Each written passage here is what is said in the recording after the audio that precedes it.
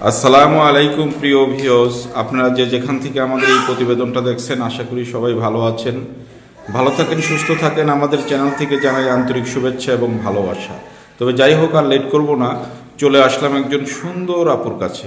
আপু আসসালামু আলাইকুম। ওয়ালাইকুম আসসালাম। কি নাম তোমার? মরিয়ম আক্তার। বাহ, নাম যেরকম চেহারাটাও মাশাল্লাহ সেই রকম। আচ্ছা মরিয়ম আপা, তোমার দেশের বাড়ি কোথায়?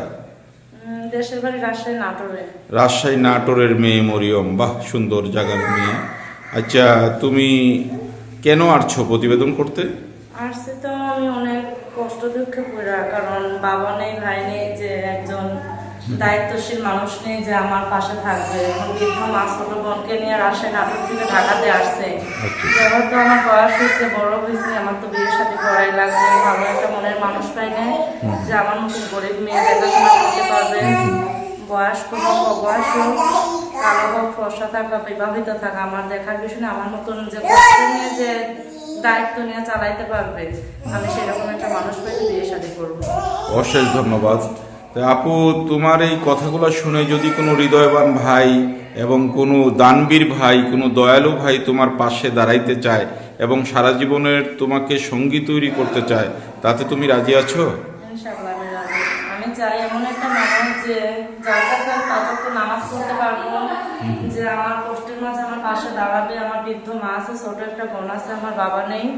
আমি রাজশাহী নাটোরে থাকি। আমি ঢাকা শহরে আসছি একটা চাকরির খোঁজে, কিন্তু এখানে আমি কোনো ভালো চাকরি পাচ্ছি না। এর জন্য আমি প্রতিবেদনে আসছি, যদি ভালো একটা মনের মানুষ পাই আমি তার সাথে কথাবার্তা বলবো, সে আমাকে দেখুক, জানুক, কথা বলুক, সে বিয়ে করলো, আমি বিয়ে শাদী করবো। অশেষ ধন্যবাদ।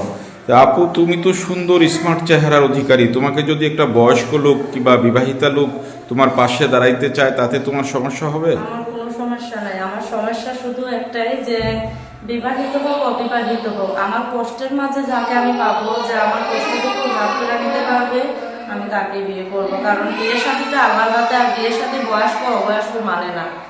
যে যার আমার মতো গরিব মেয়ে যে চালাইতে পারবে, সে মানুষ বিয়ে করলে আমি বিয়ে সাথে করবো। অশেষ ধন্যবাদ। ঠিক আছে আপু, তোমাকে তো এখন দর্শকে চাইবে, তাহলে এই নম্বরটা তো সবসময় তোমার কাছে থাকে? হ্যাঁ, এই নাম্বার সবসময় আমার খোলা থাকে।